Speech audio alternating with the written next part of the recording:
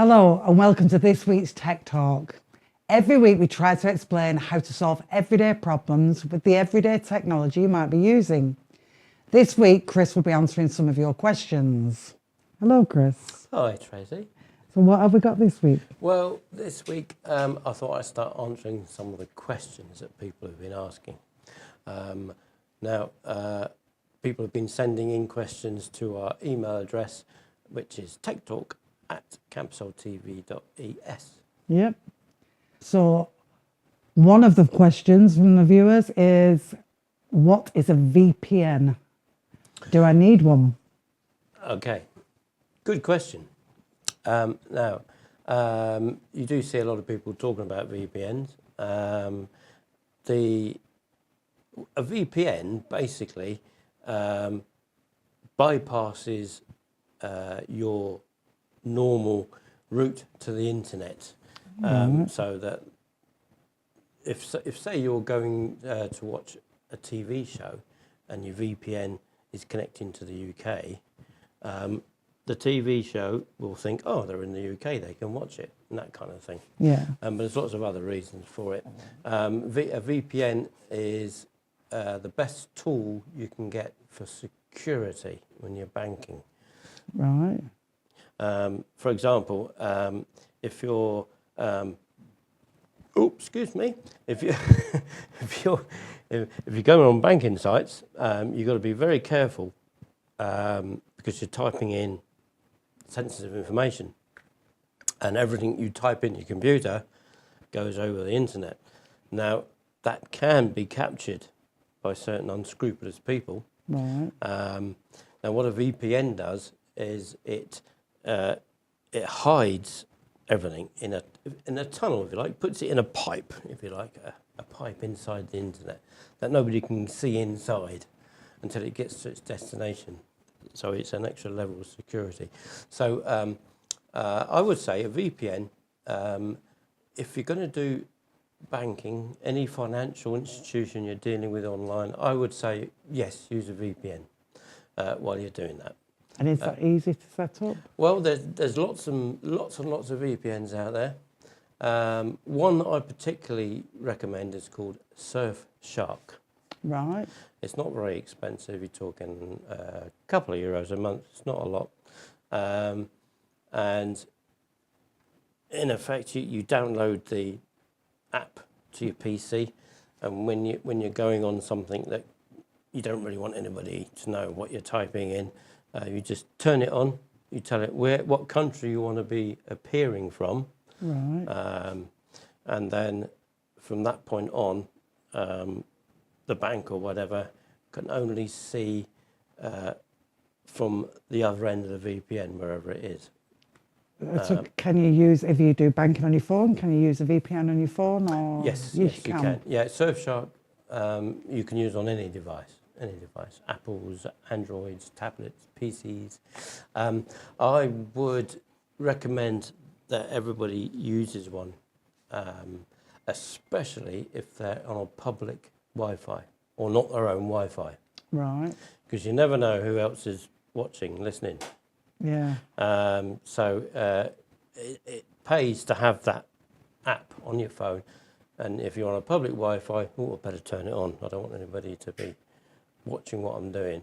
So it's not continuously on, you have to turn it on You've got a choice. You can have it on all the time, which doesn't matter. But there is a slight trade-off with a VPN. It does slow the internet down slightly. Not a huge amount, but it does slow it down slightly. And you will find certain things won't work for a VPN. Like Netflix, for example, they detect VPNs and they say, no, you can't watch because you're on a VPN, and stuff like that. And our TV service at CompuServe, the CompuServe TV service, will only work if you're connected into the CompuServe network. If you're using a VPN, you're connected outside, right. and so it won't work. But yes, get a VPN and use it for security for banking. There is another reason people use VPNs, and that's because they want to watch for example, BBC and ITV, which are what's called a geo-locked. If your IP address pops up and it's registered as outside of the UK, it will say, you can't watch this, you're outside of the UK. Right. So what they do is they turn their VPN on, and they connect it to the UK, for example, to watch BBC. And then as far as the BBC is concerned, you are actually connected in the UK, so they allow you to watch.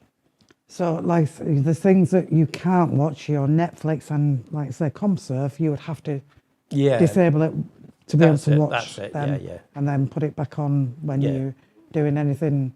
Anything sensitive. Anything sensitive, turn it on, and then you've got that extra level of security, for sure. Perfect. Right, another question is, somebody bought a brand new Android phone. How do they transfer their stuff to their new phone? Right, that's another good question. Now, with Android phones,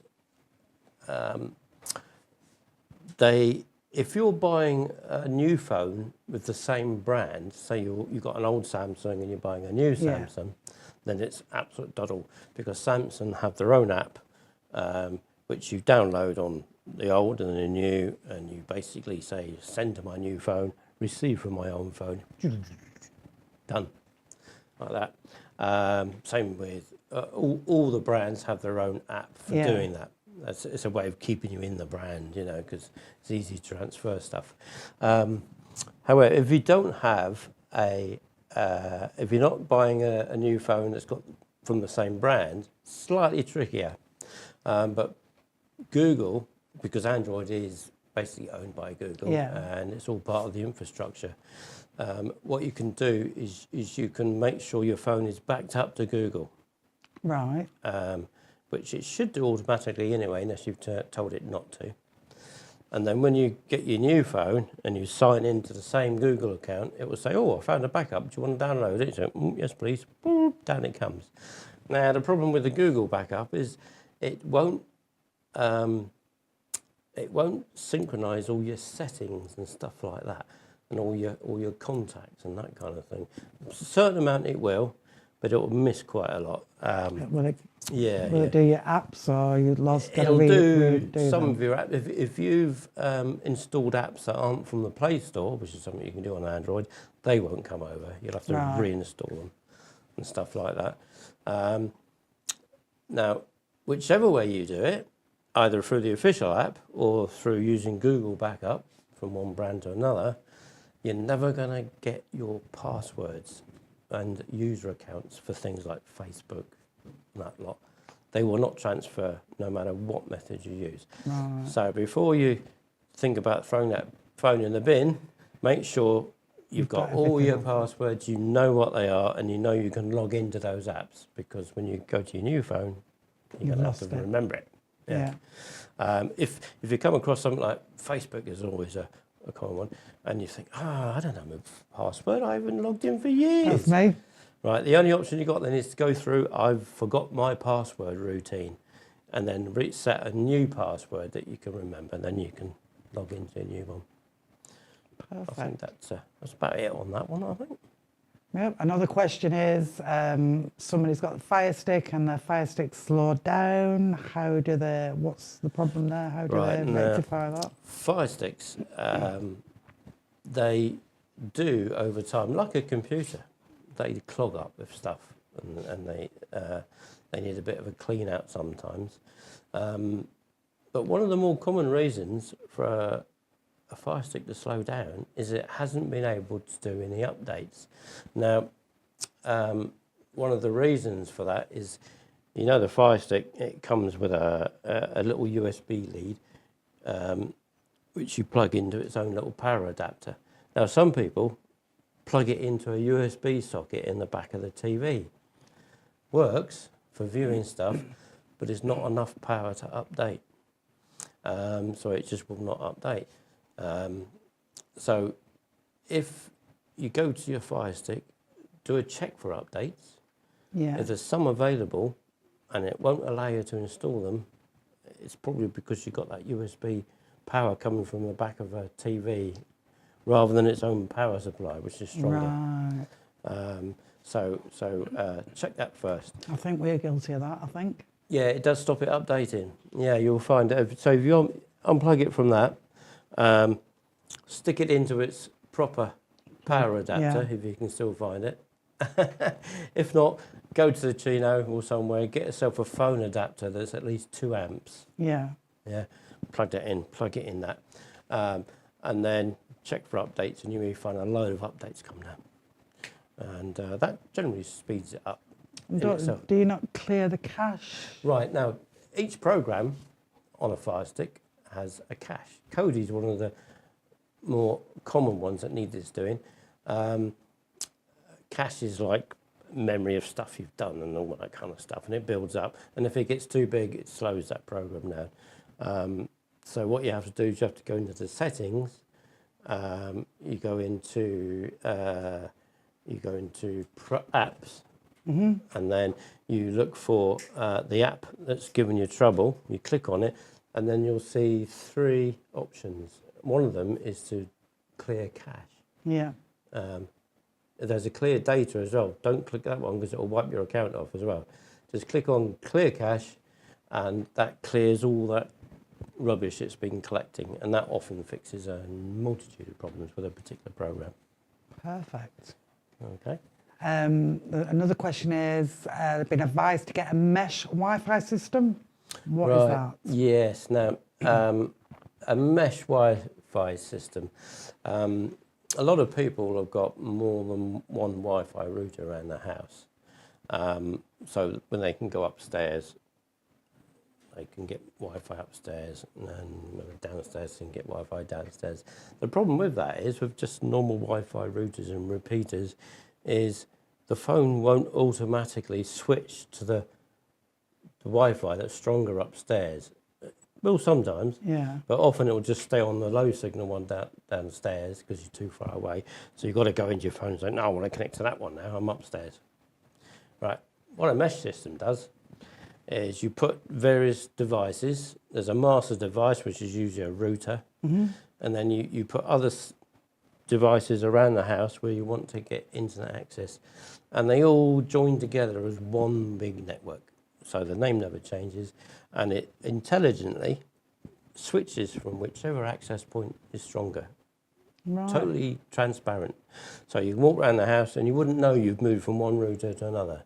It just finds the best signal wherever you go, and you've got full signal all the time. So is that something similar to the plugins that we had before, where you have to get them on the same kit? Right, same different idea. I think what you're talking about is called home plugs, where they go through the electric system, or the Wi-Fi repeaters, where you have to plug in. Yeah. No, totally different.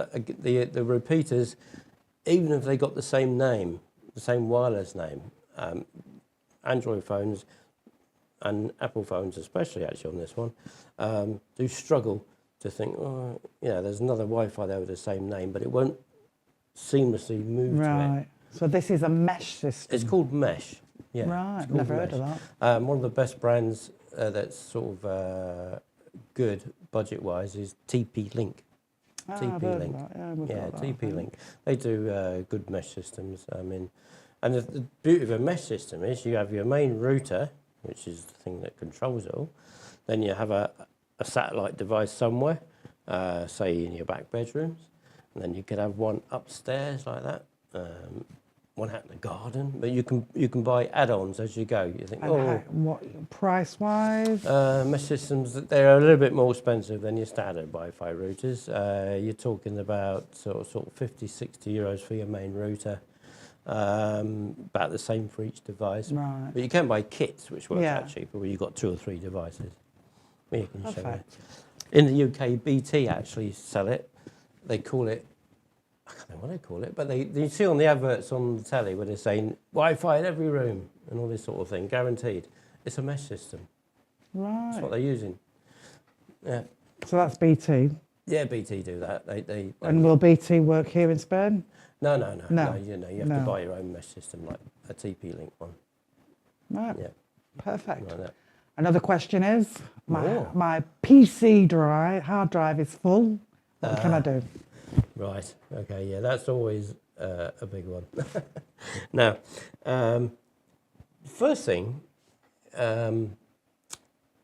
with your hard drive is full and the PC is telling you this, you'll notice things are starting to slow down. So there's a kind of routine you should go through when this happens.